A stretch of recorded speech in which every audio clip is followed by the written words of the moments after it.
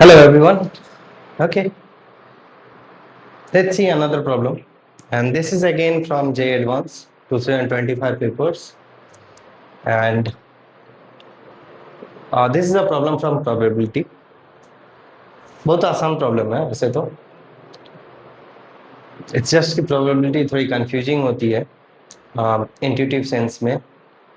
अगर आपकी इंट्यूशंस अच्छी है it becomes easier to solve probability problems. But solving it through algebraic methods becomes little bit tedious, but anyway this problem is not that complex to be honest. तो देखते हैं.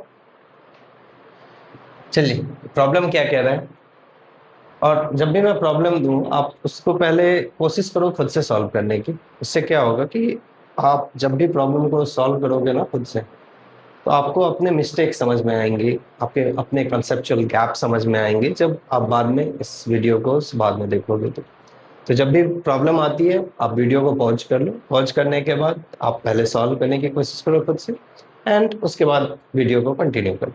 Okay ठीक है.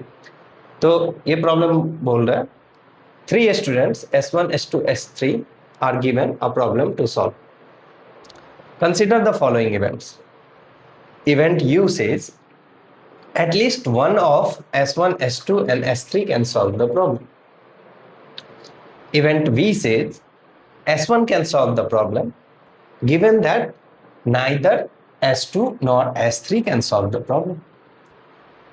Event W says S2 can solve the problem and S3 cannot solve the problem. Event P says S3 can solve the problem. For any event E, let PE denote the probability of E. It's just a definition. If probability of U is half, basically probability of event U is half, probability of event V is 1/10, and probability of event W is 1/12. Then find the probability of T. Okay, this is what it is saying. So it is asking about, okay, find the probability of T, that is S3 can solve the problem. ठीक है. चलिए अब इस problem को solve करने के लिए let me first remove this one.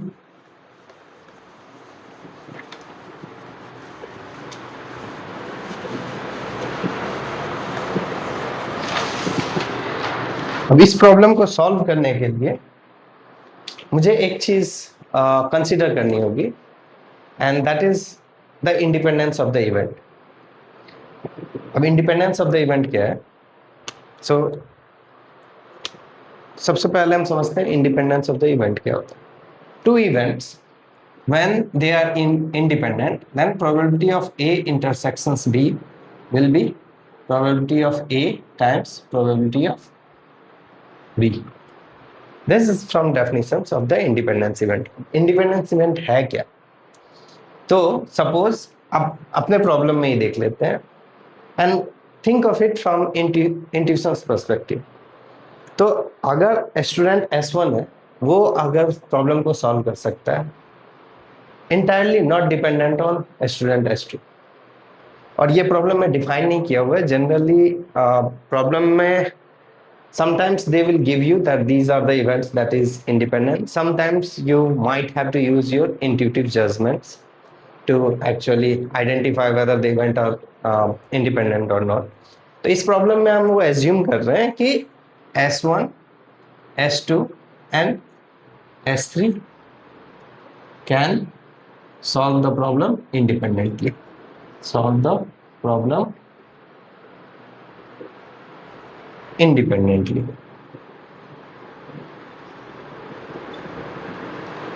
And this is a reasonable assumption. The reason being, अगर मैं सॉल्व कर सकता हूँ किसी प्रॉब्लम को, that doesn't mean कि that is not dependent on आप सॉल्व कर पाओगे, राइट? तो सिमिलरली तो ये एक बेसिक assumptions है, and which is I think a reasonable way to assume this independence.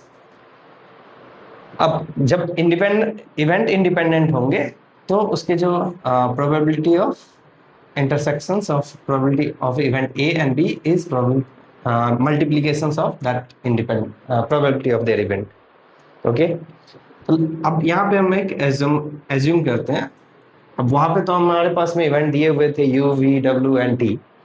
यहाँ पे हम एक अलग से एजम्पशंस लेते हैं कि A is the event of S1 can solve the problem.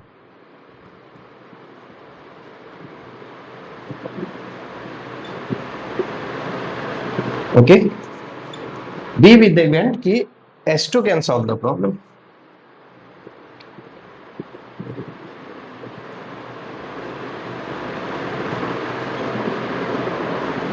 And C with the event that S3 can solve the problem.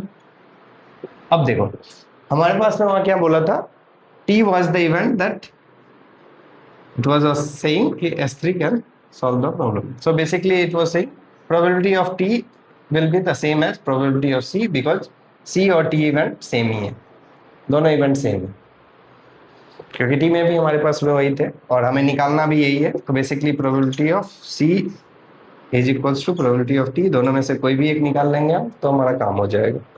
Okay, now let's start with the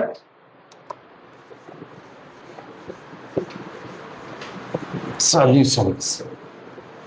Okay, ये सारे तो हमारे पहले क्वेश्चन सॉल्व करने से पहले के हमारे थॉट्स हैं.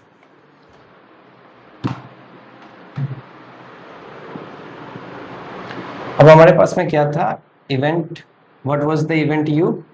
Event U was at least one of at least S1 या S2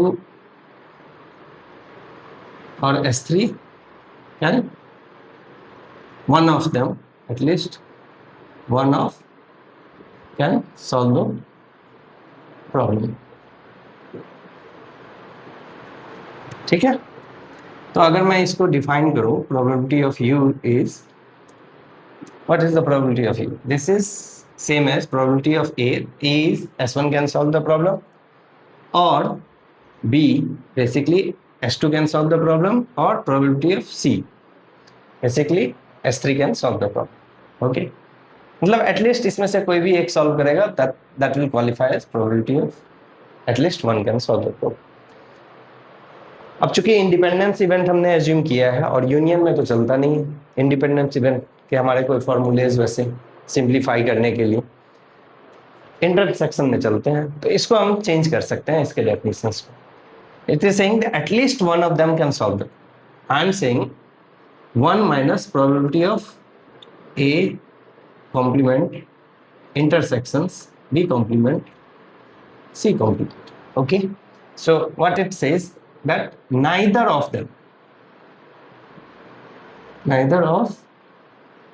S1, S2 or S3 and S3 can solve this.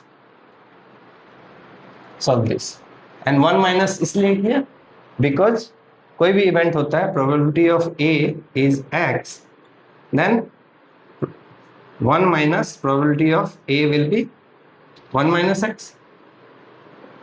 Basically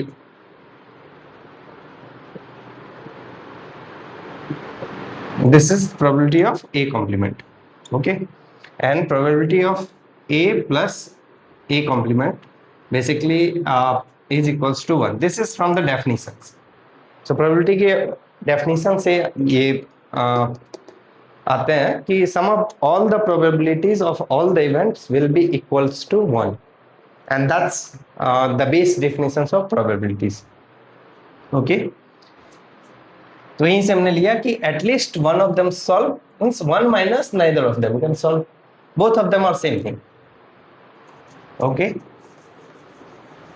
now once I have this, I can write this one, probability of A complement. A complement means A cannot solve it, neither can B nor can C because intersections is there. Okay, I'm saying that none of them can solve it. B complement C complement is equals to probability of A complement sorry, times probability of B complement times probability of C complements, because अगर A B C independent है तो उसका complement भी independent C होगा, right? तो यहां से ये आते हैं probability of A complement, okay. हमारे पास में कुछ कुछ प्रोबेबिलिटी के वैल्यूज दे रखे थे इन्होंने। बेसिकली प्रोबेबिलिटी ऑफ U दे रखा था 1/2, ओके, तो उसको हम यूज करते हैं। तो ये आ जाएगा 1/2 is equals to 1 minus probability of A complement times probability of B complements times probability of C complements. तब ये तीनों हो जाएगी। अगर मैं इसको इस साइड लाऊं, इसको इस साइड करूं, basically probability of A complements times probability of B complements times probability of C complements is equals to half, okay. ये आ गया हमारे पास। अब हम देखते हैं दूसरा इवेंट्स, क्योंकि यहाँ से बस इतने तक ही पहुंच पाएंगे। अब दूसरे इवेंट्स देखते हैं। क्या था दूसरा इवेंट? V, और V का भी प्रोबेबिलिटी हमारे पास दिया हुआ था। Probability of V was 1/10, okay. So V says S1 can solve given that neither S2 nor S3 can solve. So what it is saying is that in ABC terms is probability of V is same as probability of A basically can solve given. This is coming from Bayes theorems. Okay, so this is conditional probability. I won't say the Bayes theorem. It's conditional probabilities, and conditional probabilities. Okay, this is a definitions. It will require a lot more time to actually explain it. I will explain the conditional probability in another videos, but for the time being, let's go through this one. Okay, तो यहाँ पे बोल रहा है probability of A basically S1 can solve given that neither S2 nor S3 can solve it. Basically ये बोल रहा है S2 भी नहीं solve कर सकता, मतलब B complement and C complement, okay, nor S3 can solve it. ठीक है। अब इंडिपेंडेंस इवेंट्स के ना एक और बेसिकली प्रॉपर्टीज होते हैं apart from this one. A intersections B is equals to probability of A times probability of B, ये तो एक होते ही है। दूसरा क्या होता है, अगर इंडिपेंडेंट है तो given what ever be the case, मतलब ये तो ऑलरेडी इंडिपेंडेंट है, इस इट डजेंट मैटर यहाँ पे कुछ हो नहीं हो, कोई फर्क नहीं पड़ता। This is same as probability of A because independent है, ये सारे इवेंट से ये इंडिपेंडेंट है, तो this becomes probability of A। हमारे पास में ना प्रोबेबिलिटी ऑफ A कॉम्प्लीमेंट्स है। अब हमने थोड़ी देर पहले देखा था probability of A plus probability of A complements is equals to 1, right? तो यहाँ से हमारे पास क्या आ जाएगा, probability of A, probability of B मेरे पास दिया हुआ है कितना है 1/10, तो ये 1/10 है, राइट? तो यहाँ से आ जाएगा 1/10 plus probability of A complement is equals to 1, फिर यहाँ से आ जाएगा probability of A complements is equals to I think 9/10, 1 minus 1/10 that is 9/10, okay. तो हमारे पास में ये आ गया। अब इसको मैं यहाँ पे डाल दूँ, ओके। इस पे डालने के लिए अगर मैं यहाँ पे 9/10 times probability of B complement times probability of C complements is equals to half, अगर मैं इसको सॉल्व करूंगा तो ये 10 ऊपर जाएगा, 9 नीचे जाएगा, मतलब 5/9। Probability of B complements time probability of C complements will be 5/9। This is just a basic algebra, so nothing much. Okay, I'll keep that in mind because अब हमारे पास में प्रोबेबिलिटी ऑफ A आ चुके हैं, हमें निकालना है प्रोबेबिलिटी ऑफ C। अब यहाँ पे probability of B complement C complements is equals to 5/9 आ चुके हैं, ठीक है।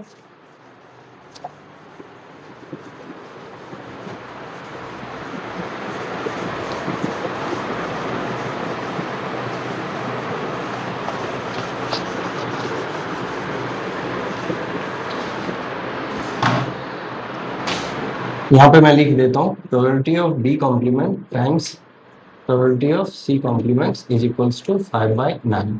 ये आया था मेरे पास। ठीक है, अब दो कंडीशंस तो हमने कर ली हैं। अब एक और इवेंट थे हमारे पास, probability of W event. So W event was S2 can solve and S3 cannot solve the problem.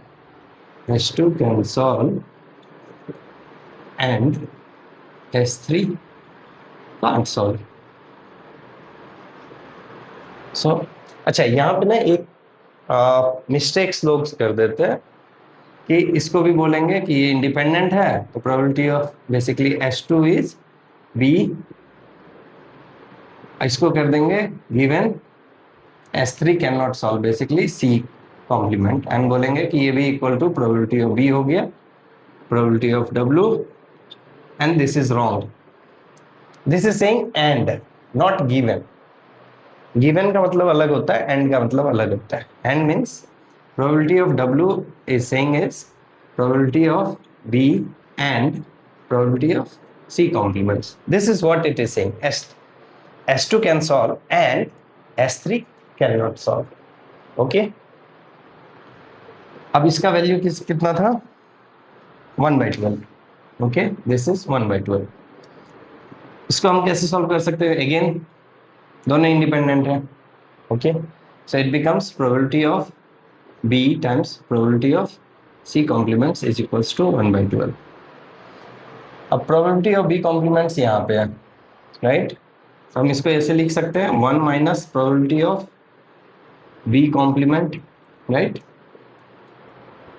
From the laws of total probabilities. हमने अभी 2 बार ऑलरेडी देख चुके हैं। Probability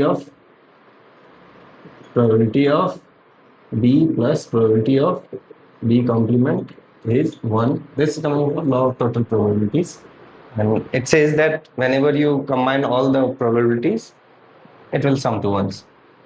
Okay, so now we have probability of C complements is equals to 1/12. Just to basically expand this one, so this becomes probability of C complements minus probability of B complements times probability of C complements is equals to 1/12. Okay, probability of B complement C complements मेरे पास वहाँ पे पड़ा हुआ है already. So probability of C complements will become minus 5/9 is equals to 1/12. This becomes probability of C complements is equals to 1/12 plus 5/9. ये तो basic algebra है।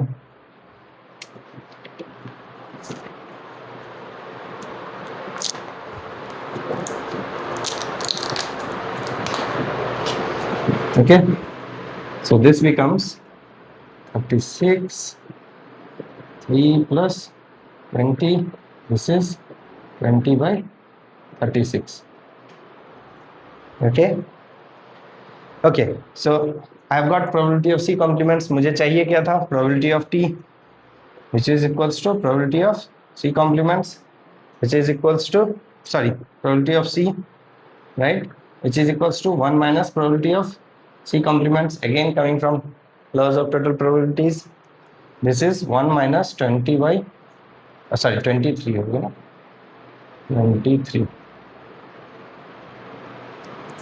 23 divided by 36. अब ये आएगा 36 minus 23 divided by 36, which is equals to 13/36. और ये था हमारा option E, I think. Yes, that's it. Not really that difficult a problem, just that there was certain concepts. Particularly one was the laws of total probabilities, second was the independence events, what is the independent event, and very crucial to understand that S1, S2, S3 was the independent event. Once you understand that point, I think everything was just a calculation. Thank you.